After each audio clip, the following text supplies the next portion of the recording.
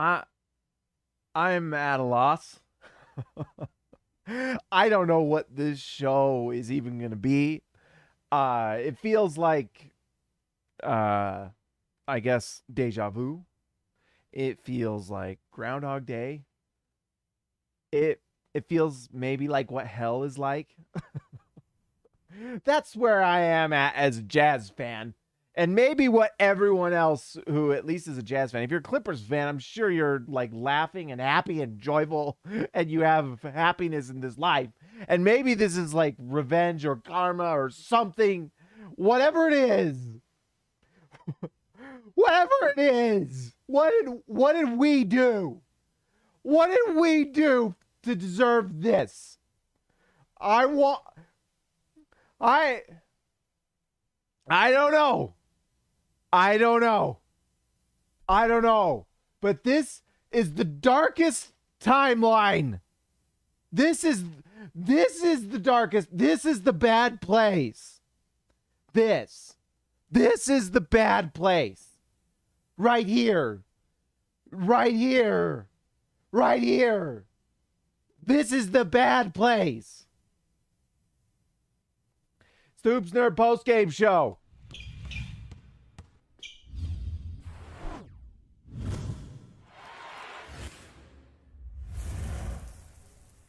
All right, where do we begin?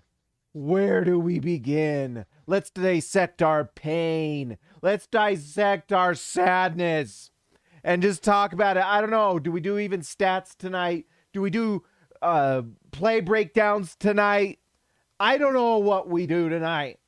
I guess we'll do what we always do and bring up the screen here and I guess figure something out. I don't even know what to say anymore, guys. I don't even know what there are some things that I think I want to say tonight, and I guess that's the rule of this show, is we say what we think. It is the law of SLC Dunk. At least under my leadership, until I get fired, until I get canceled, the law is as I say it. On this channel at SLC Dunk, we allow all voices. We allow all truths. All opinions, as long as they're not problematic, into this Jazz universe. We allow all of it. So we're going to be honest tonight, like we always do, and it's scary to be honest.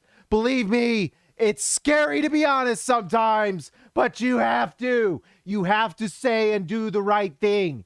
You can't... Like, do I just start weeping? Is that what this show is? We just start to weep and cry. Honestly, what this is to me, this looks like the end. Isn't it? This looks like the fall of Rome. When you just knew, like, you just grew and you created this structure and this society, and then you just crippled one from within and it crumbled and was gone. Is that what this is for the Jazz? Is that what this is? That's what this feels like. Certainly feels like a certain GM was hired because maybe other people had foresight of what might be coming. It's kind of what it feels like to me. But let's talk about what we're feeling tonight, at least.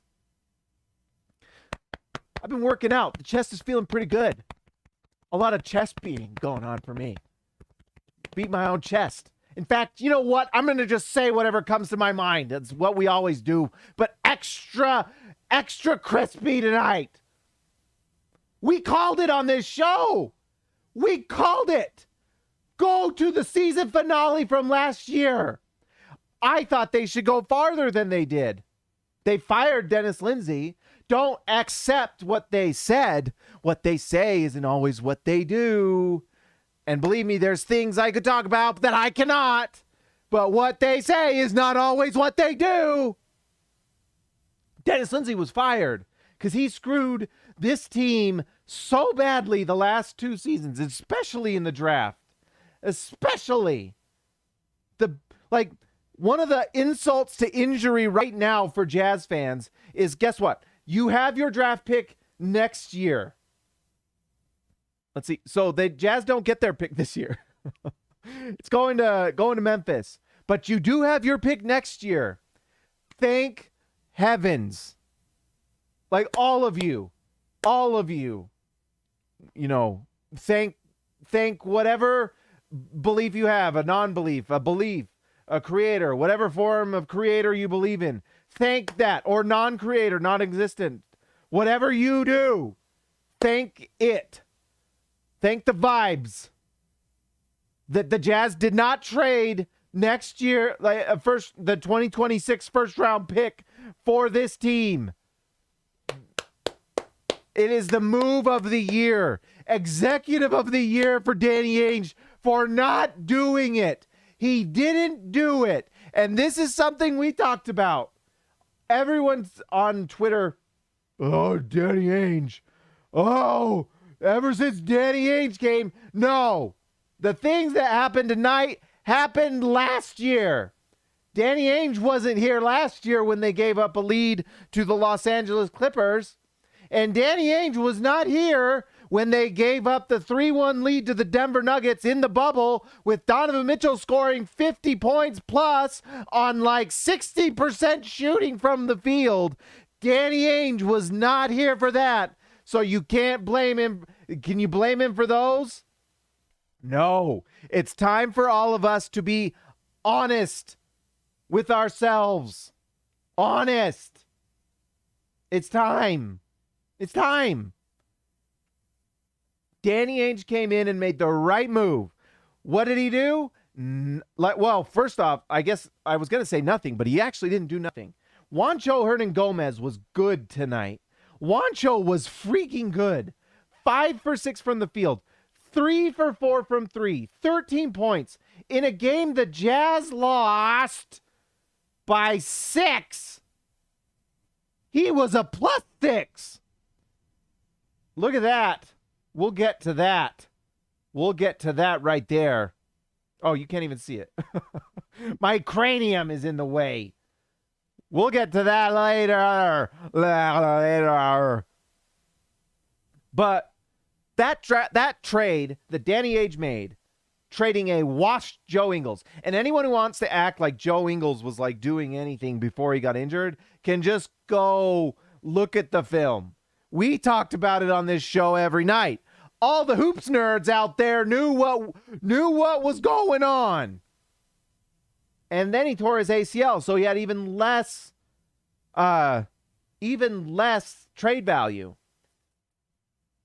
He might have had some trade value if we actually trade him in the offseason, but the blessing that Quinn gave us is that he didn't allow it to happen.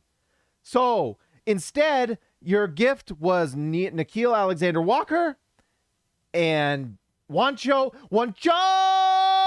Hernan-Gomez. And guess what? What's funny about that trade is everyone talked about Nickeil Alexander-Walker. That's all I talked about. Nickeil Alexander-Walker. We haven't even talked about the Clippers yet, but maybe we won't tonight. I don't know. Paul George was incredible and smashed the Jazz. Clippers fans got to be happy. He just smashed them. 10 for 20 from the field, 50%, 6 for 9 from 3. A nice shooting line. 34%, 34 points, plus 15 for Paul George. That's MVP type stuff. 6 assists. There you go. Congrats to the Clippers for what you did to us. Anyways, yeah, Greg is washed, by the way. He can pass the ball and rebound a little bit, though. But let's see. What I was saying is we got Nickeil Alexander-Walker and Juancho Hernan-Gomez for a torn ACL Joe Ingles, who was already washed. Already washed. The Jazz won 10 of 12 games immediately after trading Joe. Immediately. Why? The defense improved. But guess what? We found a way to get worse after that. It seems like that's what this team learns how to do. Everyone seems to learn how to adjust to the Jazz. The Jazz don't seem to know how to advance and evolve and adjust as well. You know? It really is like the fall of Rome with this team. It really is like you have this society and structure built, and it's literally set in stone, and then people figure out how to attack. And you got the Vikings coming in on longboats into the middle of, England or wherever, and just like crushing. That's what it feels like. Anyways, Juancho, if you look at that trade and the fact that they got Juancho out of it, kind of makes it feel like the biggest part of that trade. Isn't that's what's funny to me? Like it's like it's hilarious. And it's funny, like, people might say, "Oh, if we had Bojan tonight." Guess what? This is like better than what Bojan would have given you because it's 13 points, 6 rebounds, but it's length and athleticism and defense. The Jazz had a really good first half, and part of that was Juancho Hernangomez. He was freaking awesome. He was really good tonight. Really good. The Jazz had a legitimately great first half. They played really well. Things changed in like the last half of the third quarter, fourth quarter. This team, man. This team, where do we start? Where do we start? Let's start with Royce. 2 for 7 from the field, 1 for 5 from 3. 5 points, 4 assists, 2 rebounds. I like the assists. That's nice. He's moving the ball.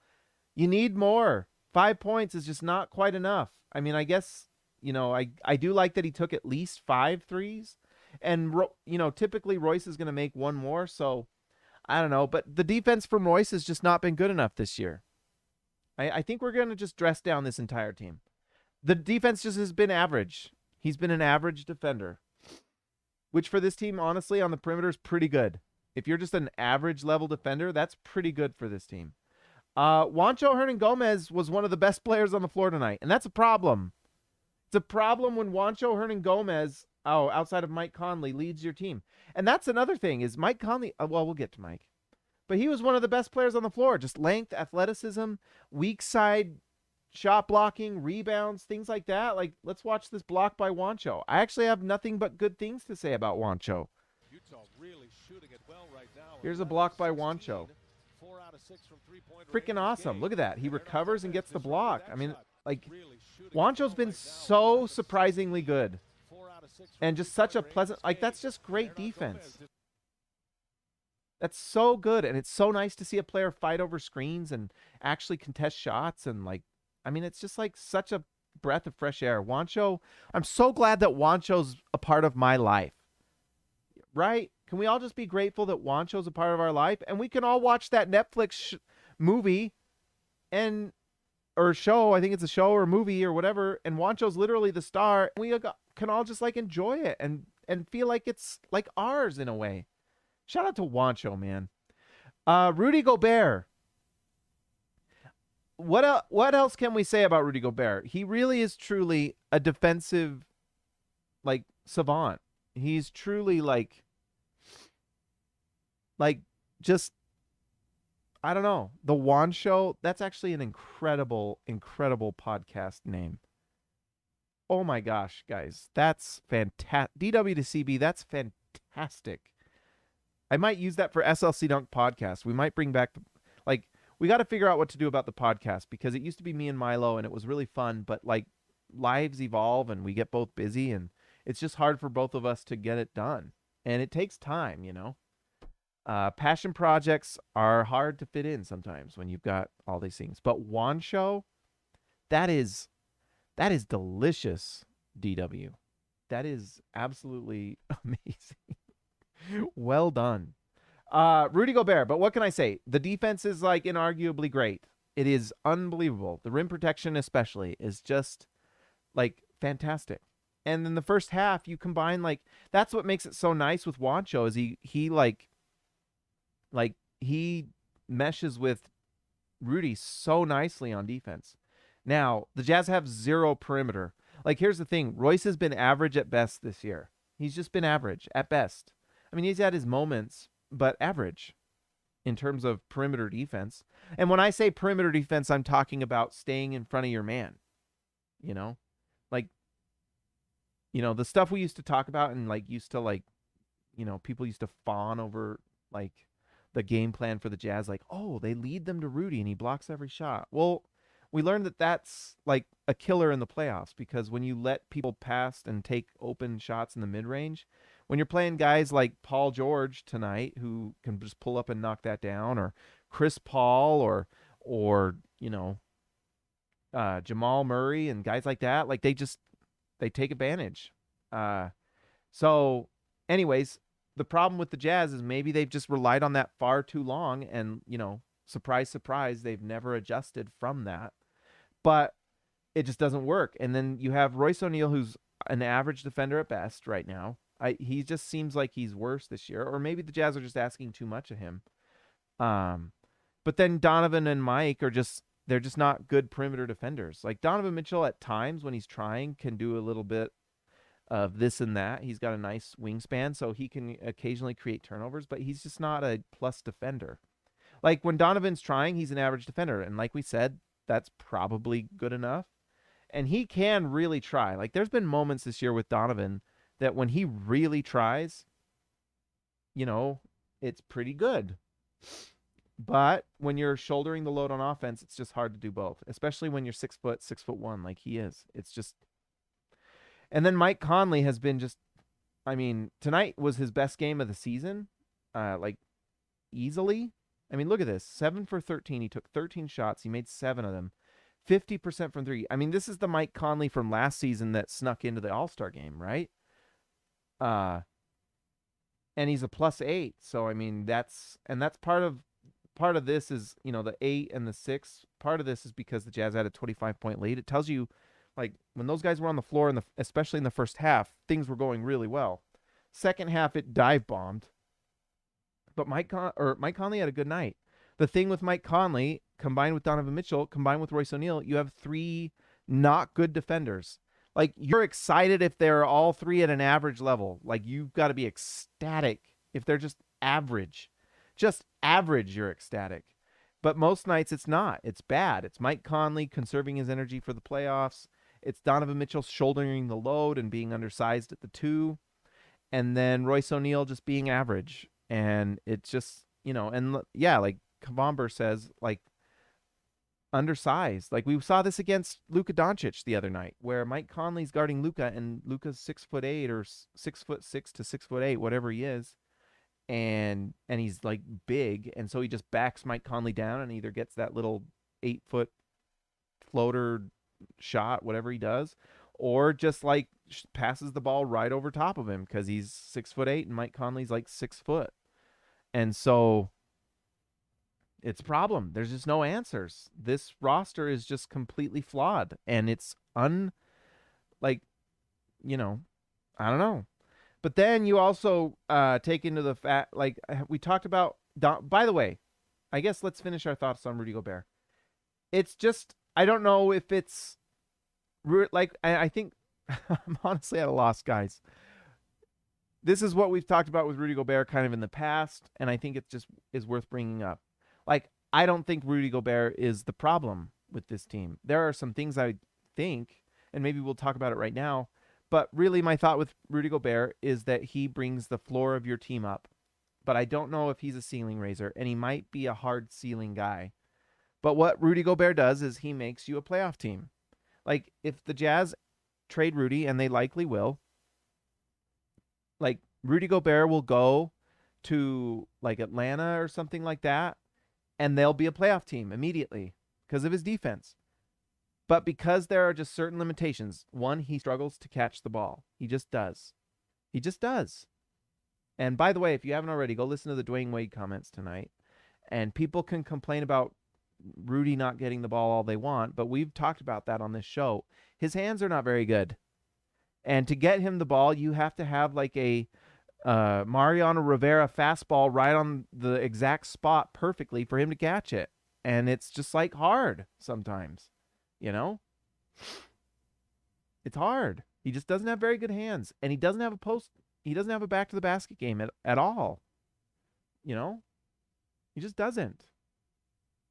So it's hard. And whenever I hear, you know, we've talked about this all year long, but when we like talk about getting Rudy more shots, it's not that Rudy needs more shots, because he doesn't have an offensive game of, like, he doesn't have an isolation game at all. Whether it's like face up, pull up game, back to the basket, back him down, hook shot, push shot, anything. He just doesn't have an isolation game whatsoever. when we talk about getting Rudy more shots, it's the pick and roll. And you need to run more pick and roll with him because that's where his value is on the offensive end. It's his screening that opens up lanes and his gravity that pulls people to him when you're going to the hoop. And that's what he does. But what do teams do to stop that? They switch. So Rudy Gobert will come up to Donovan to do the screen, and they'll run the pick and roll. And the Clippers in the second half, they just go small. And what else do? They switch. Like we talk about the small ball, which is part of it, but it's the switching. And then it puts Donovan Mitchell in isolation mode. The Jazz, Quinn Snyder has not provided in 3 years any sort of answer for it. It's just the same thing over and over again. And Mie Aouni's tweet tonight that he deleted was incredible. You can go to my Twitter to look at it if you want. But for 3 years, they just have done the same thing. And they don't have an answer for switching. And, you know, you can say what you want. Is it Donovan Mitchell's fault? Well, we've talked about that and we've watched the film. Like, you're asking Donovan Mitchell sometimes to do impossible things. When you're saying, oh, well, Rudy Gobert needs the ball, you know, the thing that drives me crazy with that line of thinking is the degree of difficulty it takes to get Rudy a shot that he will make is almost impossible. You know what I mean? Like maybe Luka can because he's 6'8" and he can pass over guys and he's just a better playmaker than Donovan Mitchell. That's just a fact. And Donovan Mitchell is like 6'1", whatever he is. He's not big. So you're asking him to navigate and get Rudy the ball. And it's not only does he have to navigate and get Rudy the ball, but he has to get Rudy the ball at the exact right moment and in the exact right spot. And it's got to be the exact right lob. And sometimes the lobs don't work because of other guys like out muscling Rudy. It's just like tough. It's tough. I don't really feel at this point that this duo works. It's just a style that I don't think works. I mean, it can work in the regular season. We've seen it when you play bad teams with crappy defenders, teams with weak centers and things like that. Jazz dominate. You know, Rudy dominates. He gets like 5 offensive rebounds and his PER goes through the moon, through the roof, to the moon, whatever you want to say. And they look great. And their advanced analytics are great. And if you go to NBA.com right now, oh, can you see my chicken wing recipes I'm looking up? Tomorrow is chicken wings for me. But let's just look. Like, you'll look tonight, and guess what? Jazz will be number 1 on the advanced stats. You'll just see. By the way, this is how you go to look at when people say who has the number 1 offense, this is what they're doing. Oh, crap. I almost hit the wrong button. So, number 1 offensive rating, Utah Jazz. They're number 1. Still. Defensive rating. Where is Utah? They're now number 13 defense in the NBA. Woo! Kind of dropping like a rock, baby. But anyways, I just don't think this works. And I think Rudy does need to be with like a Luka, like someone mentioned. I can't remember. Because you're asking Donovan Mitchell to do impossible things. And honestly, it's hard things for Luka as well. But someone like Luka, who his style of play, it might work with Rudy. You know, you switch out Dwight Powell with Rudy Gobert, and all of a sudden you've got like quite the duo there. But I don't know if what Dallas would give us would be enough. Cook it up, ZZ. I think you're from Australia. Cook it up, ZZ. Yo, James, this sucks so bad, but if the Jazz team is locked in and healthy, I think we can beat anybody. Gobert was horrendous. So was Monroe's defense. Yeah, Rudy Gobert wasn't really good enough, but actually what's interesting is I don't think Rudy really was the problem tonight. Yet again, I don't think Rudy honestly was the problem. -1 in a 6-point loss. I mean, is it really Rudy's fault? And I actually, you know, it's funny. I do the Fubo. Does anyone else do Fubo? I do Fubo. I love it. It's great. The only downside is it doesn't have TNT, so I had to watch it. I have League Pass, so I was watching it on that TNT overtime where you have 4 screens, which is actually kind of fun in a way. But you don't get replays. You don't get the play-by-play. It's a different. It's like it feels like you're at the game. But anyways, but honestly, like Rudy is a flawed player that helps you win a lot. And like we said, I think he makes your team have a high floor. You are going to make the playoffs with Rudy Gobert on your team because you are going to have a good defense. You just are. And as soon as Rudy Gobert is on your team, you have a top 10 defense. Just like that. Although this team found a way to get a 13, so maybe that's not completely true. But that's what happens when you have everyone else on your team not be a good defender. You know, Bojan Bogdanovic is going to come back, and the defensive issues are not going to improve. I'll tell you that. I'll tell you that. I mean, honestly, I guess let's talk about Bojan a little bit. When Bojan comes back, which he will, I'm allowing it, Eric C. I'm allowing it. But like what I was going to say is Bojan Bogdanovic coming back, yes, the offense, and I think the improvement for that is that he replaces Jordan Clarkson in those clutch minutes because Quinn has been playing Jordan Clarkson in the clutch no matter what. Like, honestly, Quinn is Alamoing this thing. He just, like, I guess we're dead. Was it Daniel Boone that died in the Alamo and like Quinn is Daniel Boone or whoever it was, or Davy Crockett. Was it Davy Crockett or Daniel Boone? I don't know. Anyways, all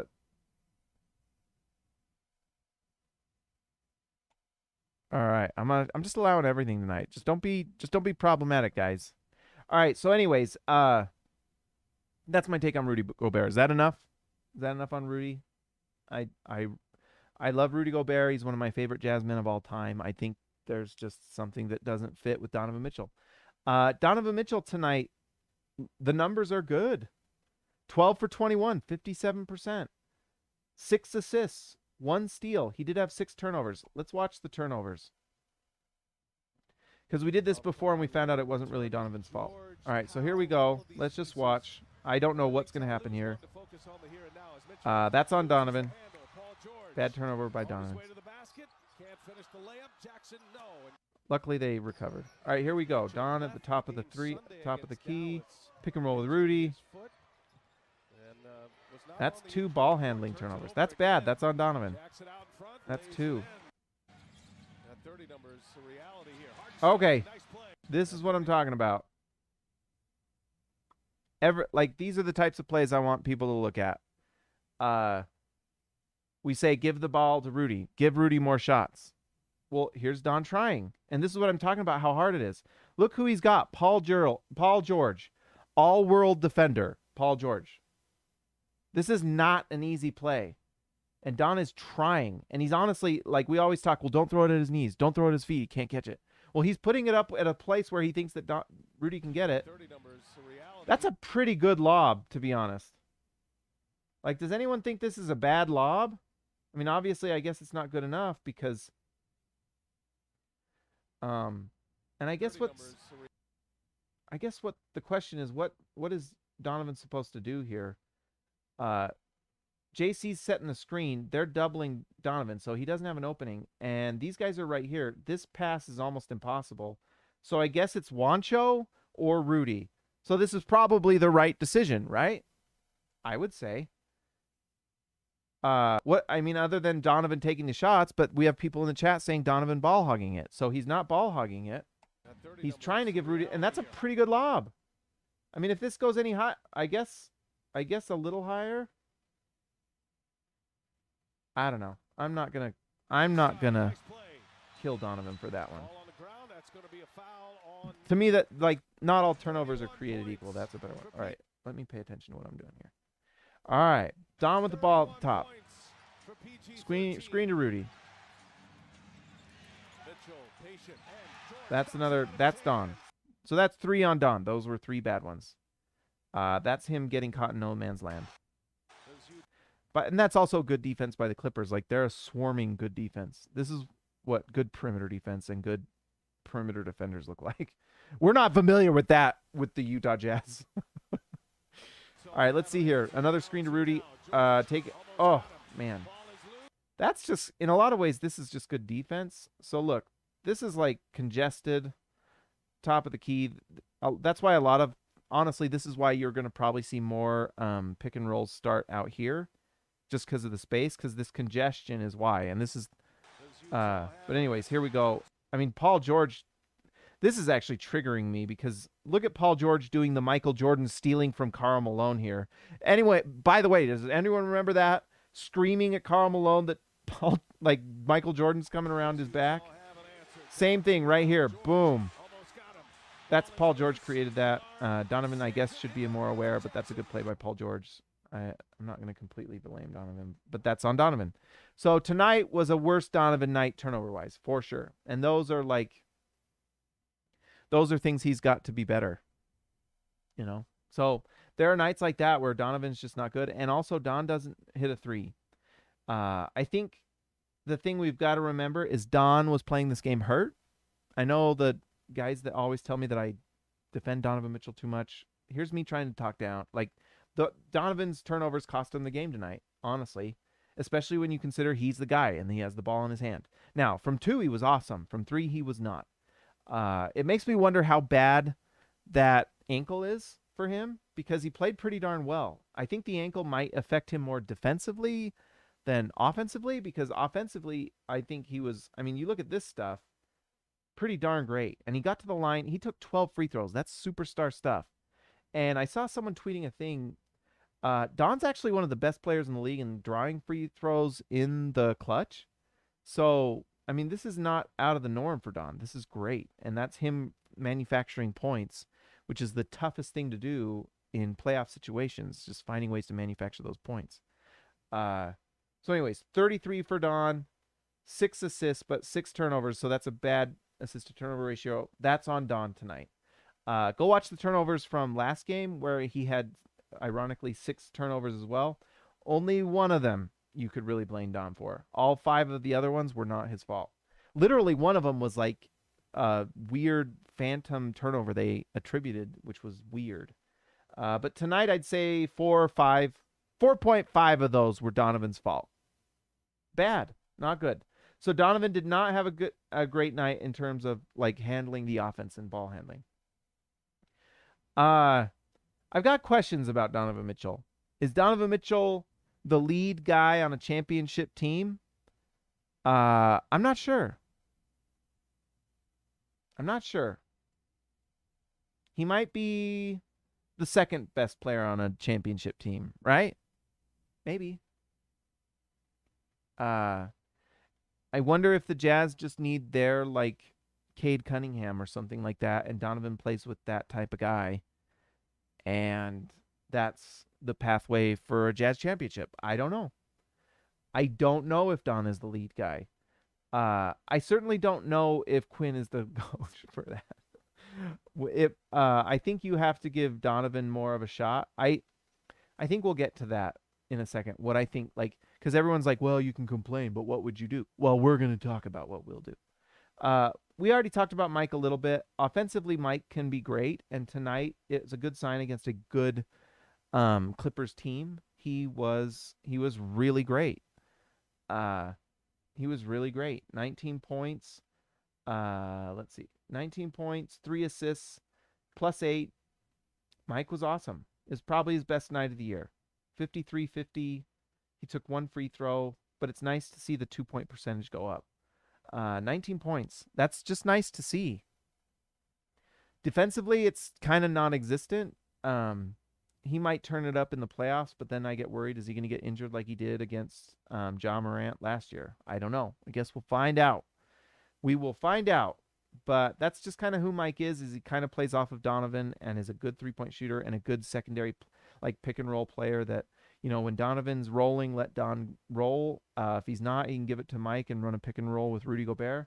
And these two guys have built like a nice, Rudy and Mike have done a nice job of gelling and becoming a really potent duo. So Jordan Clarkson, -25. It was really bad. In a 6-point game, Jordan Clarkson was a -25. We don't talk about plus minus as much as we did in the past. But tonight it bears mentioning because, he scored 17 points, but it was on 6 of 15 shooting, which is actually not that bad. It's this right here that's really rough. Jordan Clarkson is a bad defender. He's just very bad at defending perimeter guys. They just take advantage of him every single time. He'll make a steal occasionally. Tonight, no, he did not. But for a guy that's shooting 30% from three, I've been talking about this. I want to make sure I'm telling the truth. Jordan Clarkson this year is shooting from three 31%. So he's a 31% three-point shooter. That's not going to be helped out tonight. He did have 5 assists. He had one nice kick out to the corner three, I remember. And this is pretty good. 5 assists is nice to see. But it's really tough when he is just an absolute negative on not even a 0. I'd take a 0 because that's like break even. He's what's the sign for negative? Am I doing something problematic? I don't know. But anyways, Jordan Clarkson he's a bad defender. There's your analysis. He bad. It bad. Defense bad. He can't defend, and then the fact that he shoots 31% from three, and we had a couple shots at the end where he was shooting it and just couldn't hit the three, and some of them wide open. I mean, he's kind of delving into like the team's not guarding him on threes. You know what I mean? And so it's rough. Minus 25 is really bad, guys. That means like the 25-point lead, and that's what's funny is the Jazz gave up a 25-point lead. Like, it's like, you know, all these guys kind of shared it in one way or another. But Royce was there for the whole thing. Basically, when he was on the floor was when the Jazz were siphoning points. That's what's funny. I guess it's not funny. It's pain. Man, 1 for 7 from three. It's just really hard to do that. Just tough. And I think, honestly, Jordan Clarkson is filling the role that Quinn would have Bojan Bogdanovic in. I think Quinn thinks that, like, his system is impenetrable and just the best thing since, you know, Nutella. But I would disagree, and I just think he's having Jordan Clarkson fill his role, and that's all he does. Like, Quinn just, like, has roles, and he says, this is the situation for this, and it never changes. And, like, Juancho should have played, like, Jordan Clarkson played 33. I would say 5 of these minutes, could you please give them to Juancho, and please take the 5 minutes off of the end of the game and give them to, like, Juancho, so at least you're getting, like, some defense and rebounding. So you're less likely to give up offensive rebounds at the end, because, you know, people will rag on Donovan's for his turnovers and the shooting at the end of the game, which is deserved. But Jordan Clarkson's defense at the end is as much a reason, if not more of a reason, than anything that the Jazz lost. Like, it's just really bad. It's really, really, really bad. And he stays in the game. And I don't know why. I'll never know why. It's just how Quinn does things. Those are the main rotation guys. By the way, let's hope Trent Forrest is okay. It looks like he hit his head. Or Rudy hit him with his forearm or something like that. I didn't get to see the replay because I was watching it on overtime, so that sucks. But let's just hope Trent Forrest is okay. He was a +10. And Trent Forrest can play defense, and I liked what we saw from him in a 5-out. I don't like him in a half-court set, and I don't like him in the playoffs because he can't score. They will not guard him. Rudy Gay has like 2 games in a row where he's awesome. Tonight he was literally perfect, but Quinn played him 15 minutes. You think we could have given 5 minutes of this to Rudy Gay? And maybe this is like the limit. Maybe they're trying to protect him because he's 36 and he came off of a broken foot. Man, we're at 12:40 and you guys are watching. You guys are amazing. But 15 minutes. I don't know. He was awesome tonight. That's like 2 games in a row, maybe 3. I can't remember. We'd have to look. That Rudy Gay's been really good, like really good. And so I wonder if he's finally healthy. Maybe he's finally in game shape. I was thinking about that the other day. Like, it might be that Rudy Gay just needs to get into game shape. He might be there. The family's all in bed like hours ago. Oh, you guys, we are crazy people. We're crazy. But anyways, Rudy Gay, 15 minutes, 4 for 4 from the field, 3 for 3 from 3, 11 points. He was really good. That's a shame. Like 2 games in a row where Rudy Gay was really nice, but he played like 15 minutes. Pascal got some minutes tonight. He had that one cool bucket, and he played 5 minutes, and he had 2 points, and that's all he gets. But, we'll hear all the people online talk about Pascal's rebounding, and Quinn is just the best coach, and how could you ever replace Quinn? He literally was smarter than Einstein just with basketball. Well, you know what? I would rather have Eric Pascal on the floor than Jordan Clarkson at the end of a game. Let's just look at something. Jordan Clarkson this season, 31% from 3. He's having one of his worst years. In fact, oh my gosh. Oh my gosh. He's having his worst 3-point shooting season since his rookie year is this year. Wow. Pain. Worst 3-point shooting season since his rookie year. Wow. Let's look at Eric Pascal for all the Quinn bots out there. Oh, I said it. I said it. Also, tank note, Quinn bots. I said it, and I'm going to start saying it because I don't care anymore. And Derek can be as mad at me as he wants. Hi, Derek. I'm being such a loser right now. Let's see. Eric Pascal, 3-point percentage. Oh, my goodness. Look at that. Oh, boy. Look at that. 37%. Oh, my goodness. 31%. I think I'd rather have this guy shooting a 3. Maybe.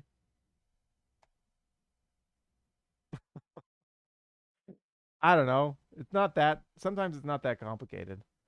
These guys don't get judgments because they never get to play. Jared Butler is flashes of talent, but he never gets to play. So, whatever. All right, the final person we're going to talk about is Quinn Snyder. I haven't been on Twitter for the last hour, but it was a meltdown, and the quotes coming out of the locker room after this game are bad. I think in real time we've watched the team lose faith in the coach, maybe. Quinn should not be the coach of this team anymore next year.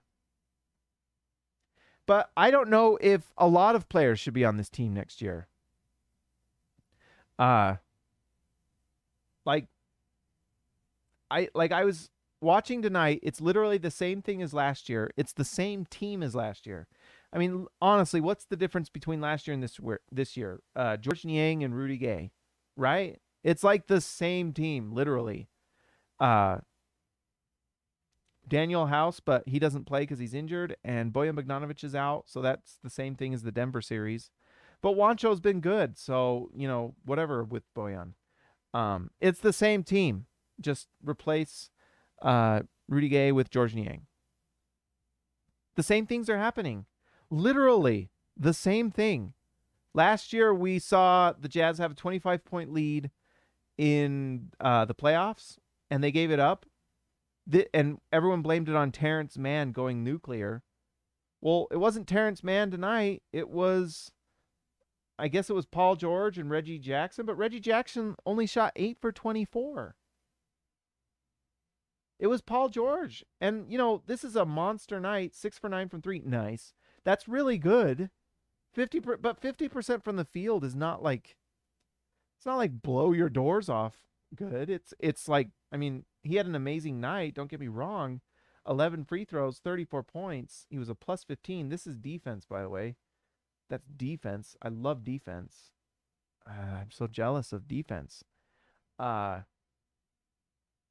Terrence Mann, I guess Terrence Mann did have a pretty, he was 3 for 4. He had 8 points. He was a plus 8. Look at this bench. Isaiah Hartenstein actually, honestly smacked us. Plus 25. Robert Covington was awesome. Plus 20. Luke Kennard was a plus 22. 17 points. My goodness. 66% from the field. 6 for 9. Nice. 4 for 7 from 3. It's the same thing. It's no different. It's literally the same thing. 25-point lead given up. It's the same. I am at a loss. I don't know what you say. And it's the same team. And this is the team that Quinn wanted.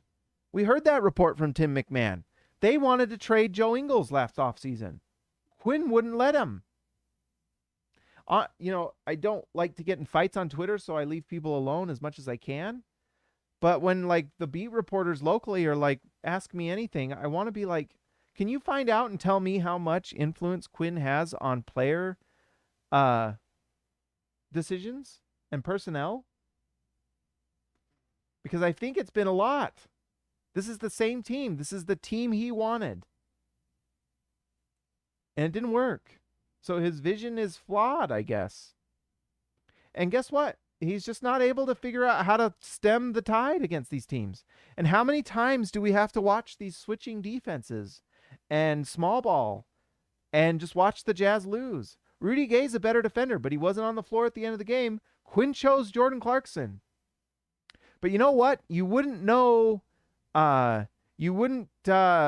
If you listen to what Quinn said at the end of the game, it was because the players didn't execute better. The players' fault, guys. It's the players' fault. It's not the coach's fault. He didn't make, the adjustment needed. 3 years in a row, the Jazz just didn't execute good enough. The players just didn't do a good enough job, and it was the same story last year. Last year we had Joe Ingles and this happened. So everyone who says, oh, it's the Joe Ingles not in the locker room. Well, what about last year and the year before when Quinn had Joe Ingles on an island against Jamal Murray in the bubble and just watching him get torched, absolutely just like burned at the stake, play after play after play, and just watching it. Or last year when we watched literally the same thing as this year. We didn't learn anything from last year? Anything? Not a single thing? We don't have an answer? This is the problem. It's like, it's either personnel or coaching. That's really what these things come down to. It's not that complicated. The front office gives you the personnel, and the coach is the one who decides who to play and how to play them. Quinn's the one who's deciding who's on the floor, and he's the one deciding what they do. The game plan comes like before the game even starts. Shoot around before the game, training camp, whatever. We don't see in-game adjustments. I don't see them. Dwayne Wade, go listen to the comments. It is shocking. He is the owner of the Utah Jazz. And he had comments about how the Jazz they don't know how to do anything with switching. And you can see in his eyes in those videos that he is holding things back. He knows certain things and has certain things that he is thinking that he can't say. It's wild. Go watch it. Christopher Cole, $5 Australian, I believe. Thank you, sir. Love you guys. I love you, Christopher Cole. Thank you for being amazing. You're awesome. But I guess some blame needs to go to the front office, but they already got their blame. Dennis Lindsey got fired, guys. He's gone. Dennis Lindsey got what he deserved. He got fired. This is professional sports. This isn't like Doug in accounting. This is professional sports. There's a lot at stake. You are trying to win a title. We're talking about like modern day, this is sport. You play to win. I honestly, sometimes I'm on Twitter and I see some people talk about like good vibe tribe, and man, what if everyone was just happy and good vibes all around, and everyone's loving life and happy and smiling, and I love seeing the players happy and smiling, good vibe tribe, and love. I want to win. I want to win. All right? I don't care. I don't care about Good Vibe Tribe. I want to win a title. You know who didn't care about Good Vibe Tribe? Michael Jordan. He didn't care. You know who didn't care about good vibe tribe? Kobe Bryant. You know who didn't care about good vibe tribe? LeBron James. Those guys said, if you're not here to win, you're out. Don't let the door hit ya where the good Lord split ya. All right? That's what they said. And they've won titles. And I'm not comparing these guys to those guys because Michael Jordan's the greatest to ever do it. And LeBron James is probably the second best to ever do it. But at a certain point, you've got to want to win. And you've got to make decisions that win. And there's two ways you do these things. Personnel, coaching. You know? Personnel has to do with the talent on the floor, and the front office is the one who drafts them, trades for them, or gets them to come over in free agency. And those are the collection of players. And you need that collection to be good enough, talent-wise. The talent has to be good enough. It has to be, or you can't win. The other part is the coaching. Who is on the floor and when? And what do they do when they're on the floor? That's the coach.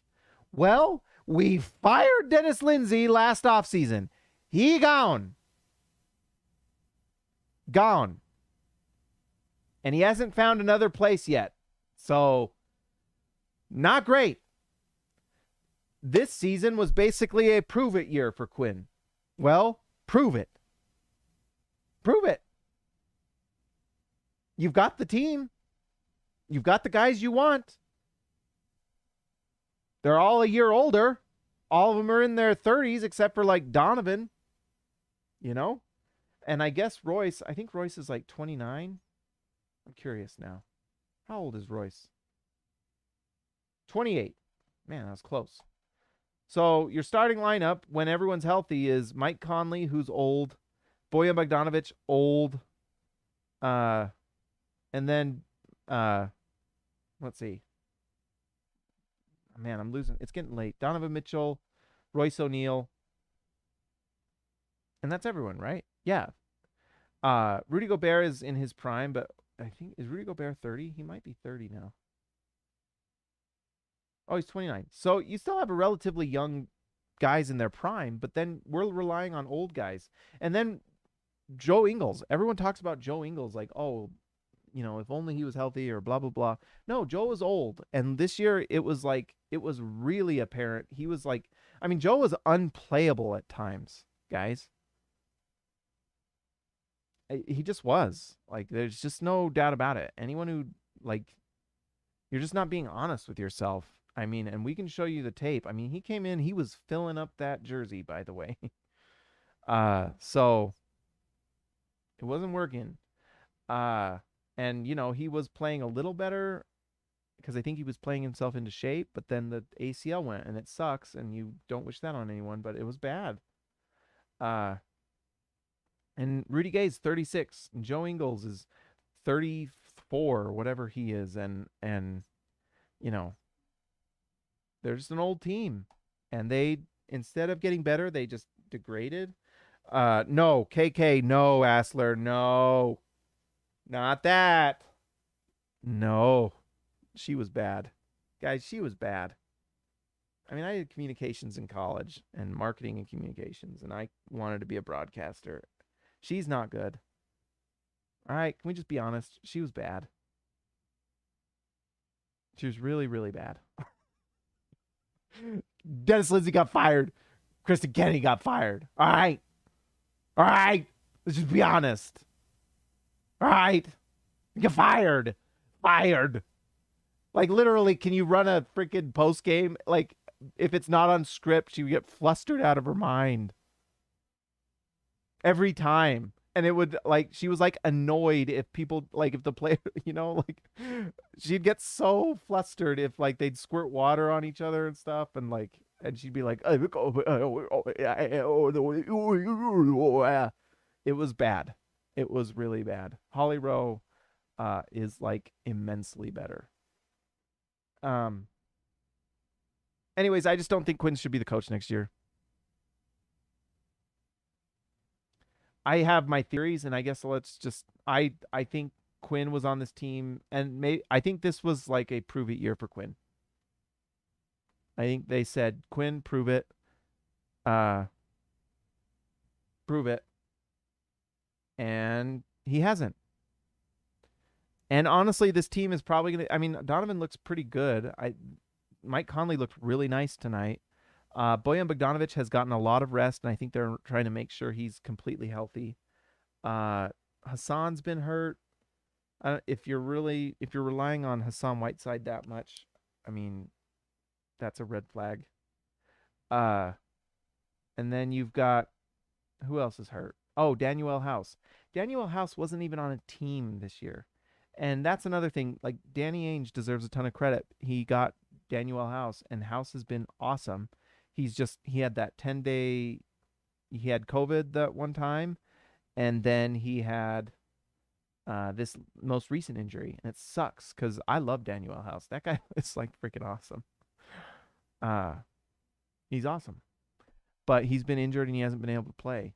We'll see how much he plays in the playoffs. It's going to be pretty fascinating, but I can tell you right now, as good as Juancho's been, say goodbye to Juancho when Bojan Bogdanovic comes back. Goodbye. We love you, Juancho, but you're gone because this is Quinn Snyder coaching, and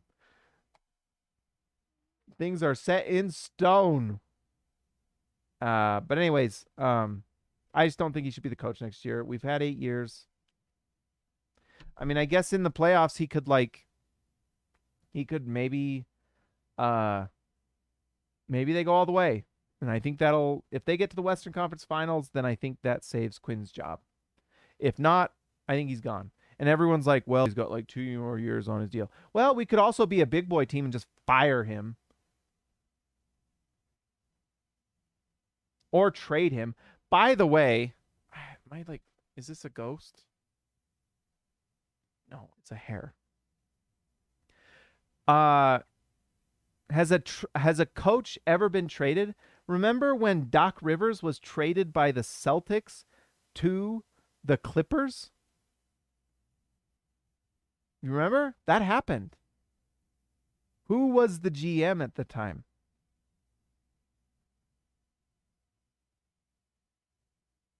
If anyone knows how to trade a coach, it's Danny Ainge, who has literally traded a coach.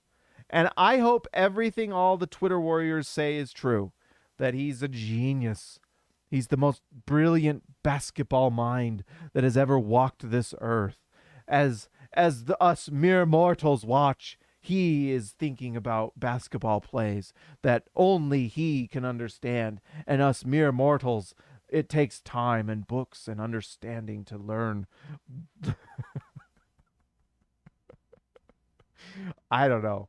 But I just think, you know what? And DW mentioned the Spurs. Like, maybe they'll trade him to the Spurs. Why not? Give us a second-round pick. It saves us money, and you get him on his contract, and there you go. You've made a trade. And I don't think there's rules for coaches. I don't think it's in the CBA.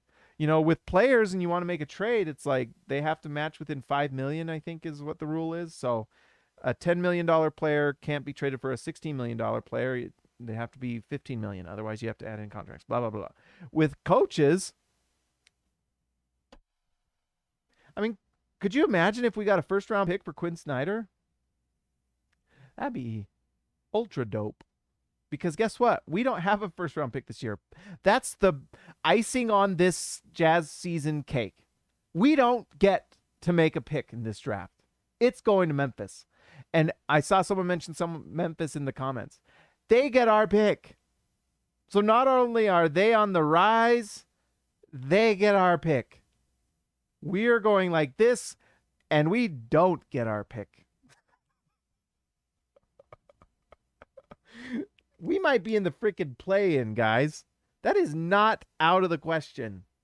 Literally might be in the play-in, and literally might be in the lottery if we lose. Is anyone like confident that this team in the play-in makes it?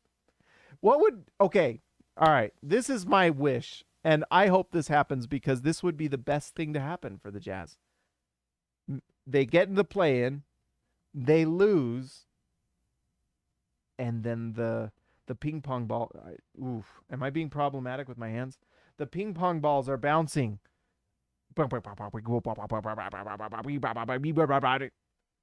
Jazz, number 1 overall pick, Utah Jazz. That would make me so happy. I can't even tell you how happy that would make me. The odds of that are so low, but I don't know. If Indiana Jones can take a step out on a cliff face and then have that ledge be there as his foot hits the ground, maybe he could have thrown the rice before he stepped on it. Then maybe the Jazz can get the number 1 overall pick in this draft, because I think the pick is like top 5 protected or something like that, top 3 even. So it takes like miracle workers. So we got to get Miracle Max out here and get us a chocolate pill that can somehow get us the number 1 overall pick to save this season. The odds of Jazz being picked at number 1 are as low as Quinn deploying a solid rotation in the fourth quarter. Zing! Whoosh! Good job, DW. And plus the Wand show, I mean, that's double wins for DW. All right, let's see. We've got an hour tonight, and we said it all. We said it all. Come at me, bruh. I said that too, and that was lame. Can't believe I said that. Didn't get canceled, though. Yet. All right, let's see. Let's give a shout out to our All-Stars. You guys are so freaking dope. So freaking awesome. I love every single one of my channel members. You guys are the hoops nerds. But these are the All-Stars. And so we have All-Star Ceremony. That's what we call this. I just named it. It's time for the All-Star Ceremony. All right, let's give a shout out to Christian House Money to Haas, Tyson Price, the price is right, Baby Elliott Matson, X marks the spot for Zintas, Jordan the Goat Bestrel, Joshua Hansen, the Danish Destroyer, and one Anton Warren, Ezekiel Rice-Seabay, the man for Down Under, JT Buckets Wardell, Austin R. Gray, Editor Extraordinaire, Eric C., the C stands for Champion, Donald Schooley, schooling all of us, DW to CB, Darren Williams to Carlos Boozer, The Juan Show, Jorge Arrizaga, mi amigo de abajo, Lee Christensen driving the lane, Patrick Akubo, the connoisseur, and Robert Hall of Fame. That's all I got, guys. Shout out to everyone to being, it's 1 a.m. here, Mountain Time. I don't know where you guys are all at. 1 a.m. Mountain Time, U.S. Some of you guys, I think, are in Australia. I don't know what time it is out there, but shout out to you guys on the other side of the planet. Shout out to all of you guys. Are amazing. If you're new here, like and subscribe to the channel, and maybe consider joining and supporting it, because the more support we get, the better. But anyways, like and subscribe, guys. This was fun. This was therapeutic. I hope you all feel better. I hope you guys have a good night and have a good day at work tomorrow or school, or maybe you're retired and you get to sleep in and just like sit by a pool and drink a Mountain Dew or whatever beverage you choose. I hope it's great for you. I will talk to you next time.